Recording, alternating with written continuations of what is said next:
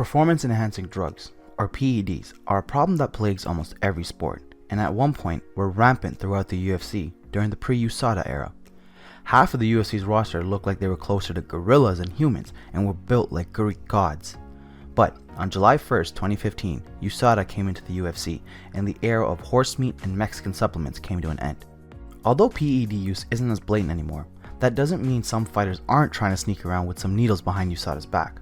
There are dozens of PEDs that are floating around, but in this video, we will focus on the top 5 PEDs seen in MMA and the benefits they give those who take them.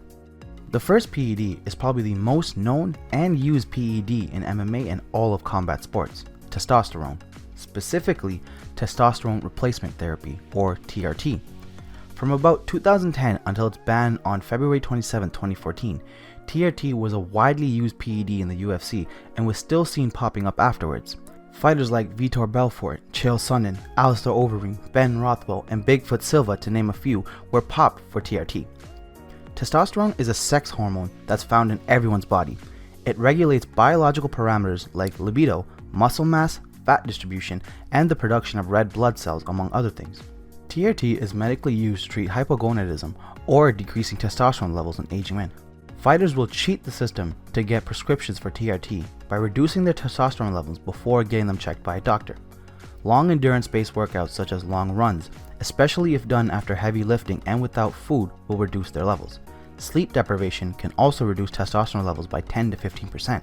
By combining the two, fighters can bring their testosterone down enough to sneak a prescription.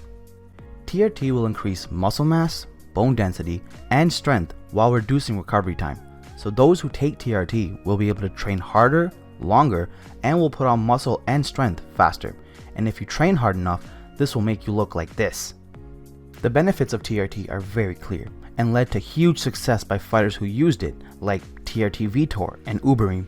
The ban on TRT and a quick crackdown on testing led to a sharp decline of TRT and the fighters that used it. Those who wanted to continue to find ways to use PEDs switched to sneakier and less detectable methods like the rest of the drugs we talk about in this video. The second PED on our list is HGH, or human growth hormone. HGH is naturally produced by the pituitary gland and has a variety of different biological functions, including inducing growth in children and adolescents, regulating body composition, muscle and bone growth, and metabolism.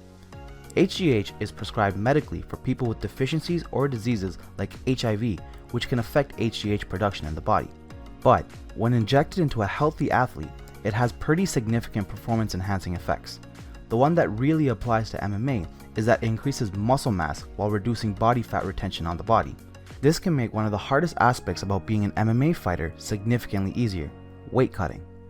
Even if someone taking HGH loses fat and gains muscle but remains the same body weight, weight cutting will be much easier because muscles have a lot of water that can be cut while fat doesn't have any.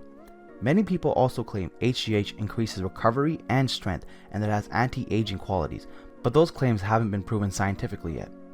The next PED on our list is one of the strongest and most effective steroids on the black market: Stanozolol. A couple notable fighters who were caught using Stanozolol include Tim Sylvia and Chris Cyborg. The reason it's so effective is that it has a high ratio of anabolic to androgenic effects. Anabolic effects refer to the building and recovery of muscle and bone tissue, whereas androgenic effects refer to the effects on hair growth, skin, and prostate gland. Unlike testosterone, which has a roughly 1:1 ratio, Stanozolol is 30 times more anabolic than it is androgenic, and is only 22% as androgenic as testosterone. This means no excessive hair growth, estrogen production, and large prostate or water retention that comes from TRT, making Stanozolol quite literally a steroid on steroids. If that wasn't enough, unlike testosterone and HGH, which have to be injected, Stanozolol can be taken orally. It's also only detectable in the urine for less than 10 days after use, whereas HGH can be detectable for up to 3 weeks. I'm sure you can see why this is a PED of choice for many cheaters out there. Moving on to the next PED, this is one that has gotten a bit more media attention lately from high-profile cases like TJ Dillashaw, but has been around for decades, popularized in the mainstream media by athletes like Lance Armstrong. If you haven't guessed it yet, we're talking about EPO. EPO, or erythropoietin, is a peptide hormone that is produced naturally in the body. I'm sure you've noticed that the trend of most, if not all PEDs, increase or mimic hormones produced within the body to abnormal numbers. EPO comes from the kidneys and causes the bone marrow to produce more red blood cells. Red blood cells carry oxygen to the muscles and tissues within your body. More red blood cells means more oxygen being transported, which means more endurance and cardio. Athletes will either take a recombinant human EPO or, more commonly, synthetic EPO, which will increase their red blood cell count dramatically. This will have a similar effect to altitude training, but even more apparent, and of course without having to move to the mountains.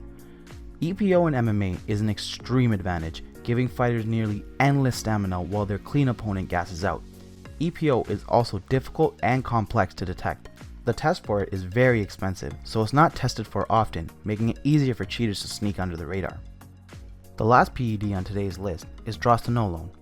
Drostanolone is an androgenic anabolic steroid similar to testosterone and is what Brian Ortega popped for back in 2018.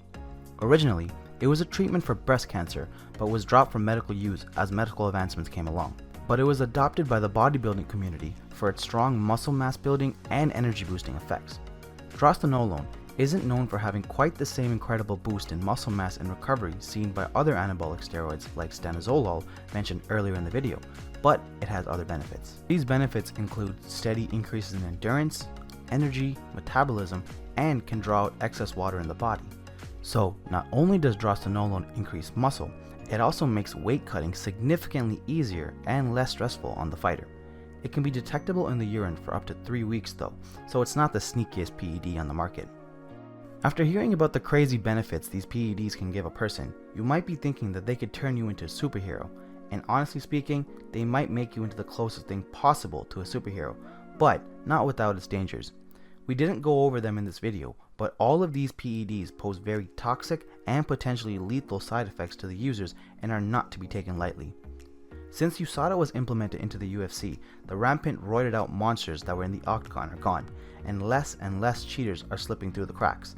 It's far from a foolproof system, but as time goes on and technology advances, PEDs will hopefully become a thing of the past.